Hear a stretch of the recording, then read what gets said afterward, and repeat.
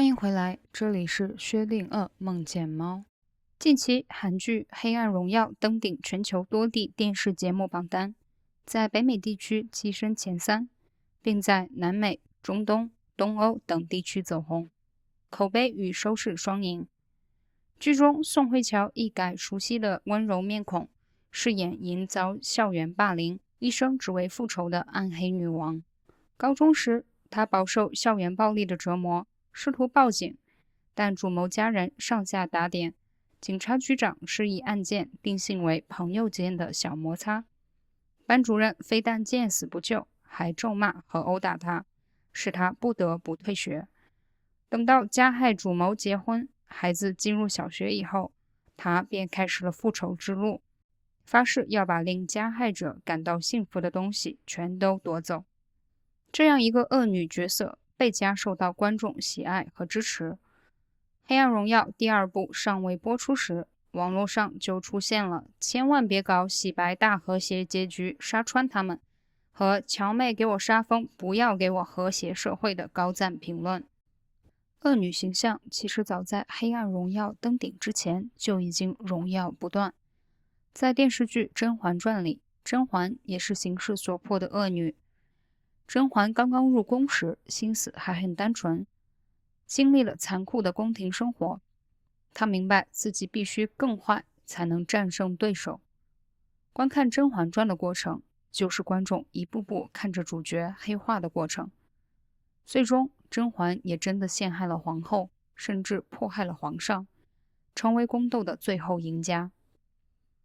延禧攻略》中，女主魏璎珞出身寒门，进宫后受尽欺凌，但魏姐犹如开了挂一般，以紫禁城中最低的宫级宫女子起步，以一副绝对不好惹的人设闪灭那些企图霸凌她的宫女，进而被皇后看中，引为头号亲信，甚至是知己。带着姐姐在宫中离奇自杀的家仇，接连对大内侍卫、皇上最宠幸的亲王和气场无比强大的太妃开战，战无不胜，攻无不克。东野圭吾小说《白夜行》中唐泽雪穗的一生，极致诠释了一段恶女的成长史。她有着纯良无辜的脸庞，笑起来甜美阳光。她的外表如一池平静的湖水，在月光下散发着勾人的温柔。在她那双充满野心的深不见底的黑暗瞳孔中，却有着不择手段一步一步往上爬的原始兽性。美剧《致命女人》更是一个个狠女人的集体爆发。既然做沉默的羔羊不能够得到人生的圆满，不如把对爱的忠诚转化为暴力的反抗，结束无尊严的感情，完成对自我的救赎。蛇蝎恶女其实一直存在于多种文化的民间传说和神话中。东方有《西游记》中为得长生不择手段的白骨精，《金瓶梅》中貌美放荡毒杀亲夫的潘金莲，西方有亚当的第一任妻子，世界上第一个存在的女人，但因不服从亚当而被诅咒的莉莉丝，和古希腊神话中令人恐惧、给人带来死亡灾难的蛇发女妖美杜莎。不难看出，古代社会对性别角色有着更刻板的印象和偏见。在许多古代文化中，女性被视为弱势、易受欺压的存在，她们被认为是男性的附属物，被家庭和婚姻的责任所束缚。在中国古典文化中，有《三从四德》和《女儿经》等著作，强调女性应该顺从于父亲、丈夫和儿子，强化了女性被社会压迫和限制的观念。一出生就被父母卖掉的潘金莲，即使生得聪明伶俐、知书识礼、手工琴瑟样样精通，对人生、对社会和对他人均有超过常人的理解和认知，也难逃被一卖再卖的命运。历史总是将黑化后的潘金莲钉在道德伦理的耻辱柱上，然而这个有血有肉的女人，她既不是天使，也不是魔鬼，她只是一个有着正常欲望的平凡人。在那个父权笼罩、令人窒息的社会里，潘金莲身体、梦想、初恋、婚姻、人格都被一而再再而三的蹂躏碾压。我真的庆幸他黑化了，他有知识有才华，面对压迫和不公，他试图争取自己人之为人应得的尊重和欲望。在他香消玉殒之际，即使明知自己会死，但他依然选择相信爱情。潘金莲的确在黑化的路上犯下了他的罪恶，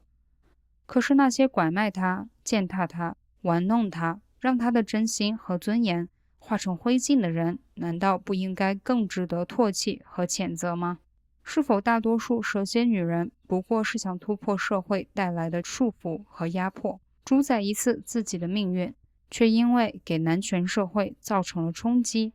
就被打上作恶的标签？有心理研究学者将女性通过拒绝社会标准来寻找自我力量和自信的行动称为黑暗力量。这个术语在这里并没有负面或邪恶的意思，它更多的是用来表现在男权依然占据高地的今天，女性似乎需要借助比男性更大的勇气才能突破重围，才能够拥有他人对自己的认同和身份的自由，才能够有足够的空间发展自己的个性和能力。女性黑暗力量的魅力不仅仅在于外形的吸引力和美丽，还有对女性刻板固有印象的反抗，以及对人之为人正常的欲望的直接展露和执着追求。女性可以成为温柔、贤惠、持家的主妇，但这应该是出于她们的内心选择，而不是男权的压迫。女性对家庭的牺牲和付出也不应该被当作理所当然。婚姻、家庭从来都不该是一个女人的全部价值。尽管受社会文化的影响，女性核心价值感普遍较为薄弱，自我力量很容易被压制和埋没。但是，就像《致命女人》中的 Beth Ann 一样，独立意识的苏醒才会焕发出自我的力量。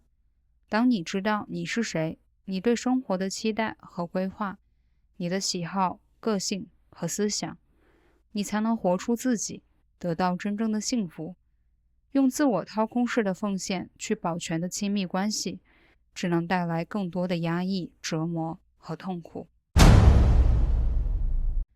女性黑暗力量的崛起也象征着性别界限的模糊化。女性没有像以往一样以传统的女性特征为性别标志，而是追求与以往差别较大、打破传统审美观的形象特征。这可以看成是一种女性自我意识的觉醒。女性想要开始追求一种不被定义的美。恶女们身上都有一种动物性，这是一种原始的生存欲望。这种欲望保护了她们，可以在最濒临危险的情况下生存下去。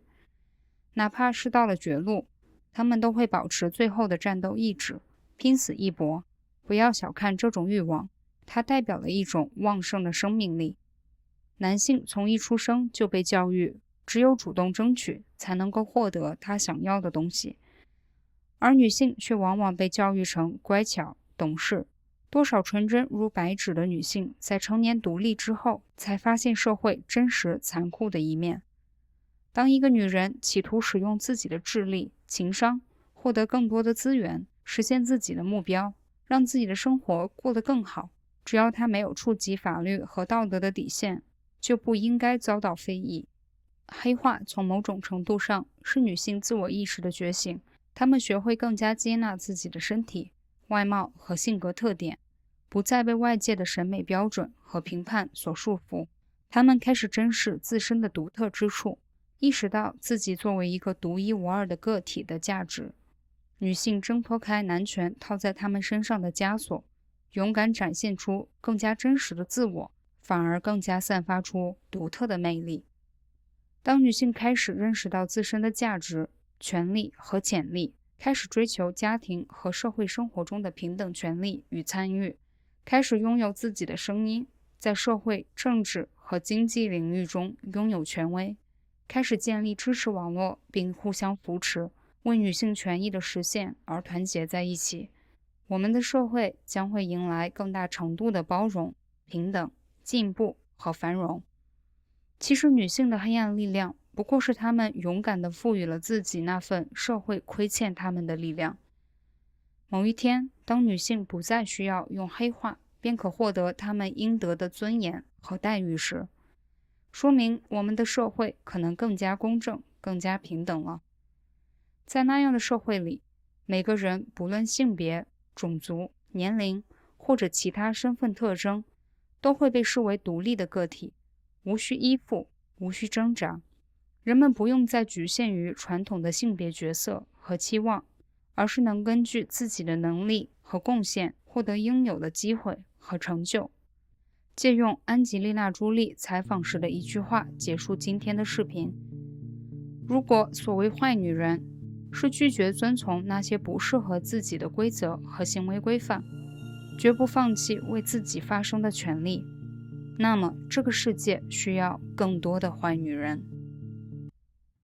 薛定谔梦见猫，好奇心连接你我。